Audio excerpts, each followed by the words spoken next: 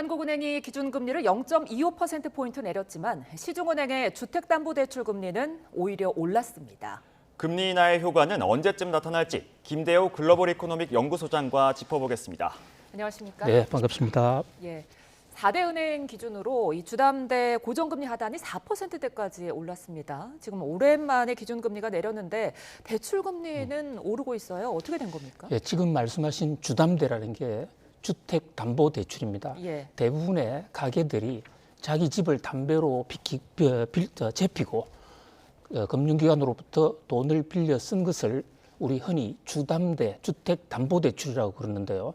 지난주에 한국은행이 기준금리를 정말 모처럼 내렸습니다. 예. 무려 36개월 만에, 3년 4개월 만에 계속해서 올려오고 높은 수준의 고공행진을 하던 한국은행 기준금리가 3.5%에서 3.25%로 내렸는데요. 이 금리가 내리면서 많은 그 가게들이 자, 이제 우리 주택담보대출 금리도 내려가겠구나.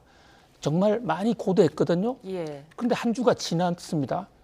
그런데 반대로 한국은행이 기준금리를 내린 이후에 시중은행, 지금 말씀하신 4대 은행, KB, 하나 등등 이 4대 은행의 주담대 대출금리가 오히려 더 올라버렸습니다. 네, 맞습니다. 평소에는 잘 나타나지 않은 현상이거든요. 그래서 금리 하락이 될 것으로 기대했던, 그리고 금리 하락을 기대하고 부동산을 샀다든지 계약을 했던 사람은 상당히 지금 당황해하는 그런 모습인데요. 원래 한국은행 기준금리라는 것은 기준을 잡는 금리이지 실제 시중에 직접적으로 고객하고는 관계가 없는 금리입니다. 한국은행과 도매 금융기관인 4대 은행 자기들끼리 밤사이에 오버나잇 자금 과하 부족에 대해서 적용하는 단기 금리를 흔히 기준금리라고 그러는데요. 그런데 이번에는 한국은행이 기준을 잡았는데도 불구하고 그 시중은행들은 4대 은행 기준을 따라가지 않고 마이웨이를 걷는다. 이러다 보니까 금리 인하를 예상했던 사람은 상당히 이제 충격적인데 왜 이런 현상이 생기느냐?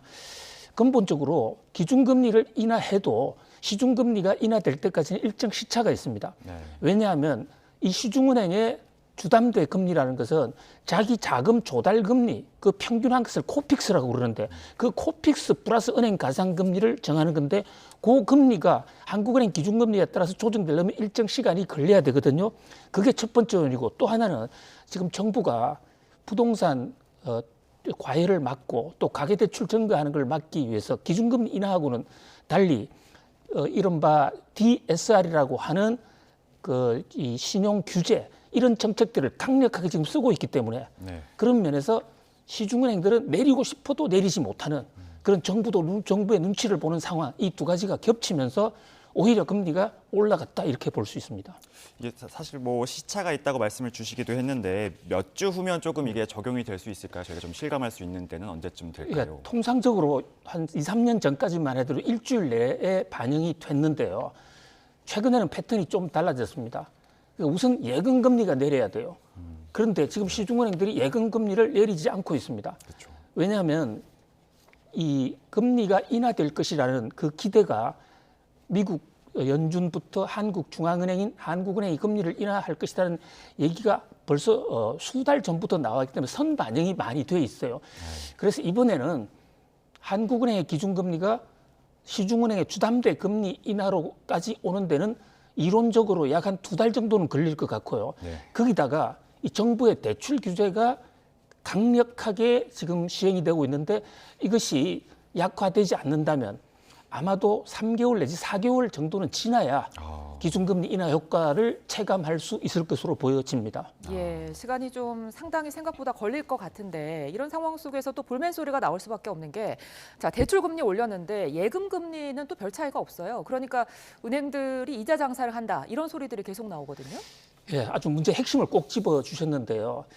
자, 우리나라 지금 은행들이 이른바 관취금융이라서 정부가 하라는 대로 하면서 스스로 자율적으로 신상품을 만들어내지는 이런 것을 잘 안 하다 보니까 이런 정부의 정책이 나왔을 때 편하게 예금금리는 그대로 두고 대출금리를 올린다든가 오히려 지금 예금금리가 내려가야 될 상황인데 내려간다면 예대금리, 예금과 대출금리 차이가 더 늘어나면 은행만 더 장사를 하는 이런 현상이 지금 주기적으로 벌어지고 있는데요. 금리가 급격히 오를 때, 내릴 때 마찬가지입니다. 이제 바로 이런 면에서 정부 입장에서 금융 규제를 할 때에도 동시에 은행 예대 마진, 예금과 대출의 그 차이, 간격이 커진다는 것은 은행 입장에서는 이자 장사지만은 고객 입장에서는 자기 고혈이 빠져나가는 것이거든요. 예. 그 대목도 좀 들여다볼 필요가 있습니다. 실제로 이복현 금융감독원장은 이 대목을 들여다보겠다고 여러 번 강조를 해왔습니다. 정부의 눈에 보이지 않는 그런 어떤 이 간접적인 컨트롤이 좀 필요할 것으로 보여집니다. 사실 뭐 근데 대출 금리도 올라 있고 또 말씀하신 것처럼 DSR이 굉장히 꽉 조여져 있는데요. 이 상황에서 뭐 전월세 거래나 매매도 사실 활발하지 않은 상황인데 뭐 집값은 좀 앞으로 어떻게 될 거라고 보실까요? 네, 집값이 뭐 상승세가 상당히 진정이 되고 있습니다.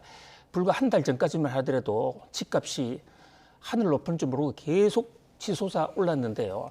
이게 DSR이라는 총부채 상환 비율 규제하고 상관관계가 굉장히 높았습니다.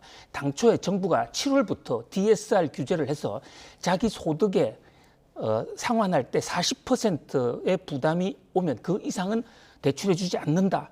이 제도를 7월 달부터 시행하려고 하다가 요거를 뭐 일부 급격한 정책 변화에 따른 이 국민들의 피해를 감안해서 9월 달로 넘겼습니다.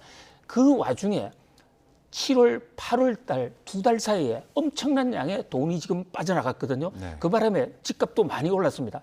지금은 그때 빠져나간 돈의 양을 조절하는 기간이기 때문에 앞으로 당분간 9월, 10월, 11월 달에는 은행을 통한 자금 공급량이 정상적인 상태보다도 더 줄어들 것으로 보여집니다. 네네네. 그래서 적어도 당분간은 은행에 돈을 빌려서 풍성풍성한 돈을 유동성을 바탕으로 투자하면 좀 여러 가지로 차질을 빚을 수 있는 그런 시대다. 그러면 투자하시는 분들도 금리가 내린다고 해서 막연하게 금리가 내리니까 자금 부담이 줄어든다. 이제는 부동산 투기할 때가 왔다. 이렇게 단순하게 생각할 상황이 아닌 것으로 보여집니다. 예, 이번에는 반도체 이야기 좀 해보겠습니다. 삼성이 좀 흔들리고 있는 모습입니다. 대만의 TSMC에게 파운드리 1위 자리를 다시 내줄 거다. 이런 관측이 나오고 있어요. 예, 요즘 삼성전자 상당히 많이 어렵습니다. 네. 삼성전자 스스로도 뭐 투자자들에게 또 국민들에게 사과를 하고 있는 이런 상황인데요. 외국인들이 한 달 이상 하루도 빠지지 않고 삼성전자 주식을 계속해서 팔자 이러고 있습니다. 예. 자, 지금 그림에서 보시는 저 삼성 반도체 매출액이 파란 게 삼성의 매출액인데요. 작년에 나빴다가 올 2분기에 TSMC를 살짝 따라잡았거든요. 네. 따라잡았는데 지금 3분기 실적이 나왔습니다. 근데 분야별로 지금 구분은 안 됐는데 대부분 전문가들이 보기에 이미 TSMC에 또 졌다. 다시 지금 거꾸라지는 이런 모습이고요. 자, 지금 저 표에서 TSMC는 파운드리 하나만입니다.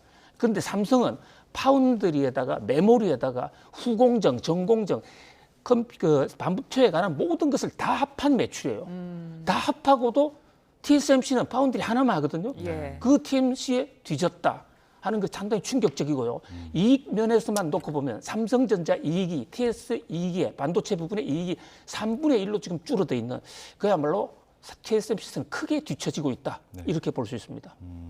사실 뭐 그 모건 스탠리에서 반도체 겨울이 올 거다 이런 보고서가 나와서 굉장히 크게 주가가 흔들리기도 했었는데요. 유독 삼성만 조금 한파가 몰아치는 것 같아요. 사실 SK라든가 하이닉스나 아니면 이제 TSMC나 엔비디아 모두 사실 실적이 잘 나오고 있는데 왜 삼성만 이런 걸까요? 예, 모건 스탠리나 맥쿼리의 그 뉴욕 증시 투자은행들 보고서를 자세히 읽어보면요. 반도체 전반에 겨울이 온다라고 얘기는 하지 않았습니다. 메모리 반도체, 메모리라는 게 이게 단순 기억을 하는 건데 요 반도체가 지금 수요가 줄고 있고 반대로 인공지능 쪽은 잘 된다 이런데 우리 삼성전자의 경우에는 메모리에 주도하고 있는데 삼성전자가 주력하는 저 메모리가 안 돼요. 네. 거기다 인공지능 관련된 부분에서는요. 지금 엔비디아의 GPU라는 그 인공지능 게임용 반도체는 완전히 지금 엔비디아가 독점입니다.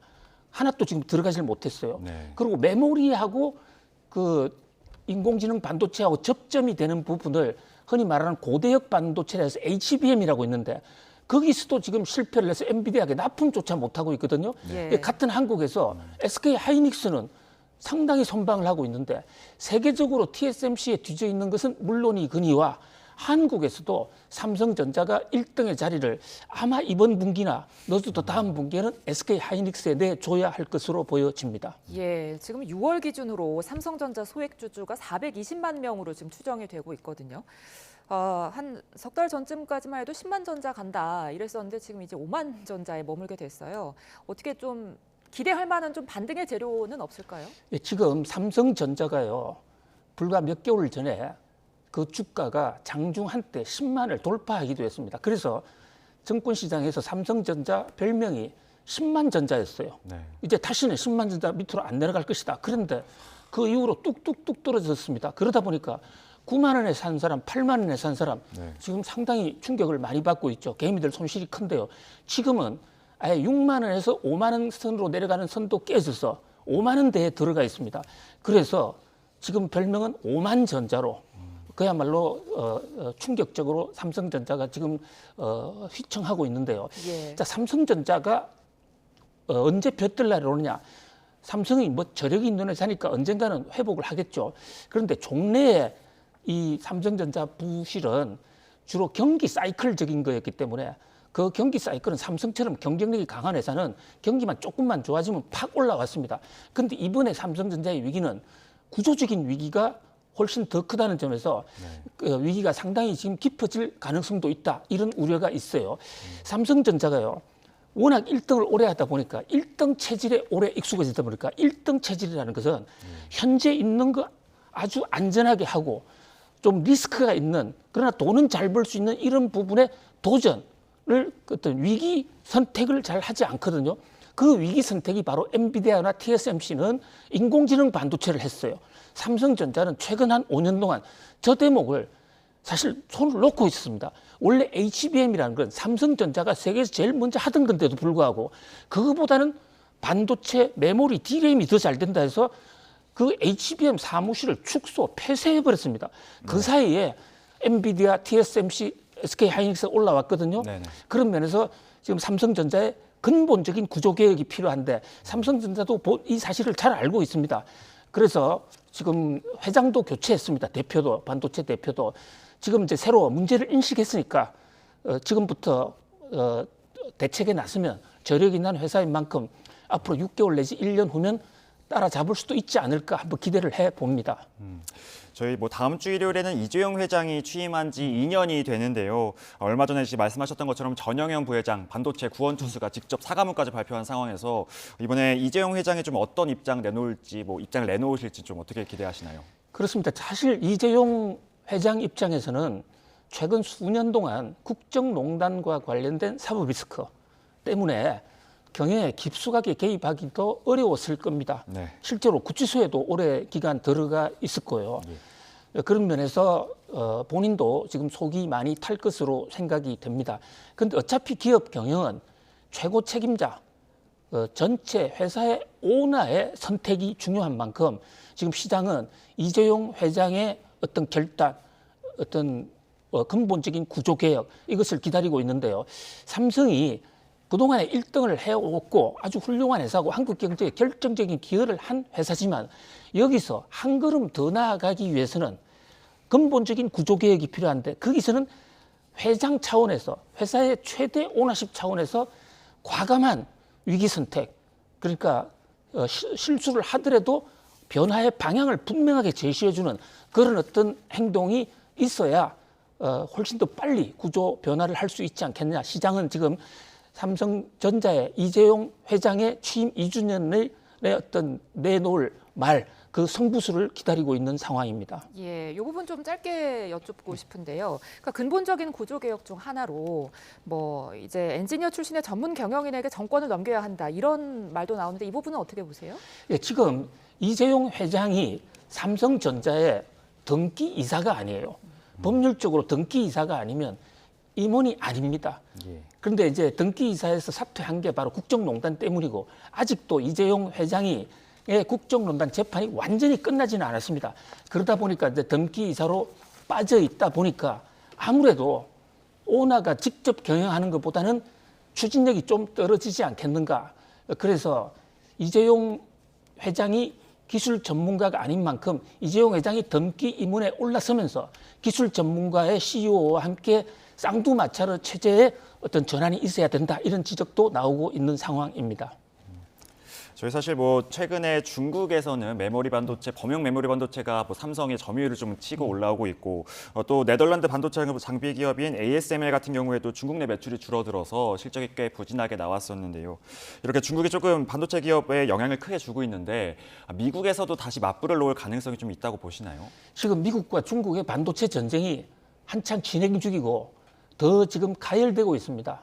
선거에서 만약에 트럼프 대통령이 당선되면 예전에 볼 수 없었던 아주 강력한 전쟁이 터질 수도 있을 것으로 보여지는데요. 우선 미국은 이 중국에 대해서 엔비디아 반도체를 팔지 못하게 다른 나라에 대해서도 쿼터제를 지금 실시하려고 하고 있고 거기에 반해서 중국은 중국대로 인텔에 대해서 중국 안보를 해친다 해서 중국 수출을 막는 이런 지금 서로 맞대응을 하고 있거든요. 이 과정은 우리나라 반도체 업계로서는 기회이자 위기일 수 있습니다. 잘 이용하면 이 미중 반도체 전쟁 속에서 한국의 존재감을 드러내면서 수출품을 크게 늘릴 수도 있는 반면에 줄을 잘못 쓴다든지 어정한 처신을 했다가 어느 한쪽에 덤으로 공격을 당한다면 그야말로 고래 싸움에 새우 등 터질 수도 있거든요. 그런 면에서 지금 반도체는 기술도 중요하지만 미중 무역 전쟁 속에서의 외교 이것도 굉장히 중요한 과제로 부각이 되고 있습니다. 예, 지금 이런 가운데 원달러 환율이 2달여 만에 1,370원 문턱에 섰습니다. 이게 뭐 미 대선과도 영향이 있을 것 같아요. 어떻게 보십니까? 그렇습니다. 지금 미국이 기준금리를 인하했지 않습니까? 미국은 우리보다도 더 빨리, 더 급하게 빅컷이라는 이름으로 0.50%포인트를 내렸습니다. 자, 이 금리라는 게 돈의 값이란 말이죠. 그러면 미국이 금리를 내렸다면 미국 달러 가치는 떨어지게 되고 그러면 반대로 우리나라 원화 가치가 오르면 우리나라 환율은 떨어져서 우리나라 원화가 강세가 돼야 되는 게 이치입니다. 네. 실제로 빅컷 이후에 환율이 1,310원까지 갔었어요. 그런데 지금 어느 사이에 반전이 돼서 다시 미국 달러가 초강세, 우리나라 돈이 또 약세거든요. 왜 이렇게 됐느냐. 미국이 빅컷을 했다가 계속해서 빠른 속도로 금리 인하할 것 같았었는데 그 속도가 갑자기 늦어진 겁니다. 거기다가 지금 앵커님 잘 지적해 주신 대로 트럼프 대통령이 나는 약달러 하지 않겠다. 예. 강달러 하겠다. 강달러 해서 전 세계 돈을 다 끌어모으고 무역 전쟁이 생기면 그것은 관세로 막겠다. 이렇게 되다 보니까 지금 킹달러, 강달러에는 트럼프 쇼크도 반영이 돼 있다. 그런 면에서 이번 대선이 세계 경제에 미칠 영향 이것도 같이 좀 지켜볼 필요가 있겠습니다. 네, 또 사실 미국 대선이 보름 앞으로 또 다가왔는데 또 안전자산인 달러는 뛰고 또 위험자산인 코인 시장은 또 들썩이고 있는데요.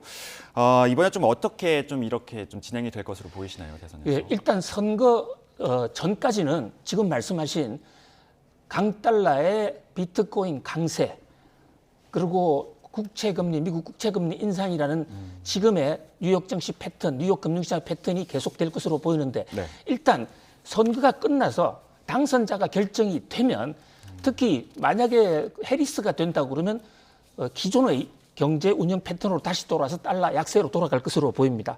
그러나 트럼프가 된다면 달러 약세나 비트코인의 시기가 조금 더 길어질 수 있다 이렇게 볼 수 있습니다. 예, 여기까지 듣겠습니다.